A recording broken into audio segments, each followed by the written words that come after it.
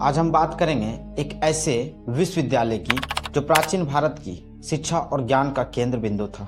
हम बात कर रहे हैं नालंदा विश्वविद्यालय की। नालंदा विश्वविद्यालय का इतिहास न केवल भारतीय शिक्षा का एक महत्वपूर्ण हिस्सा है, बल्कि यह विश्व भर की शिक्षा और सांस्कृतिक आदान प्रदान का भी एक प्रमुख उदाहरण है। तो चलिए जानते हैं नालंदा विश्वविद्यालय की इस गौरवशाली यात्रा को। नालंदा विश्वविद्यालय का निर्माण गुप्त वंश के शासक कुमार गुप्त प्रथम ने 5वीं शताब्दी में किया था। बिहार राज्य के नालंदा जिले में स्थित यह विश्वविद्यालय उस समय का सबसे प्रमुख शिक्षा केंद्र था। नालंदा शब्द का अर्थ ज्ञान का दान करना होता है, जो इस विश्वविद्यालय के उद्देश्य को स्पष्ट करता है। नालंदा विश्वविद्यालय का निर्माण वास्तुकला की दृष्टि से भी अद्वितीय था। इसमें कई मठ, मंदिर, ध्यान कक्ष और एक विशाल पुस्तकालय शामिल थे। विश्वविद्यालय की संरचना में एक प्रमुख तत्व था उसका पुस्तकालय, जो धर्मगंज के नाम से जाना जाता था।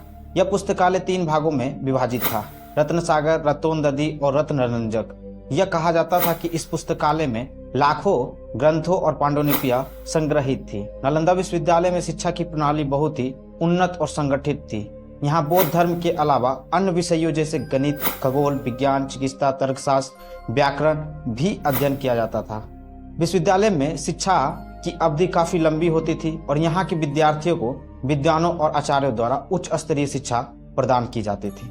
नालंदा विश्वविद्यालय में कई महान विद्वान और शिक्षक रहे, जिनमें प्रमुख नाम है नागार्जुन, आर्यदेव, धर्मकीर्ति और शीलभद्र। चीनी यात्रा हैन सोंग भी यहाँ अध्ययन करने आए थे। उन्होंने नालंदा शिक्षा की प्रणाली की अत्यधिक प्रशंसा की थी।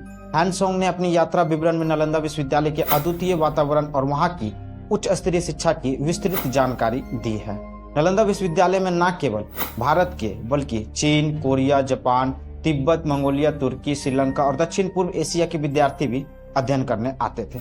यह विश्वविद्यालय देश भर के विश्व भर के विद्यार्थियों के लिए एक प्रमुख शिक्षा केंद्र था, जो उस समय की वैश्विक शिक्षा और सांस्कृतिक आदान प्रदान का प्रतीक था।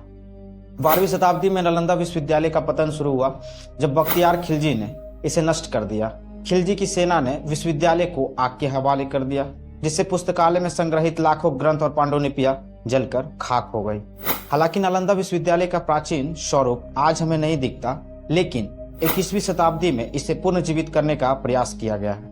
भारत सरकार ने 2010 में नालंदा विश्वविद्यालय को पुनः स्थापित करने का निर्णय लिया है और आज यह विश्वविद्यालय पुनः उच्च स्तरीय शिक्षा का केंद्र बन रहा है। नालंदा विश्वविद्यालय का इतिहास हमें प्राचीन भारत की शिक्षा प्रणाली की उच्चता और उसकी वैश्विक स्वीकृति का प्रमाण देता है।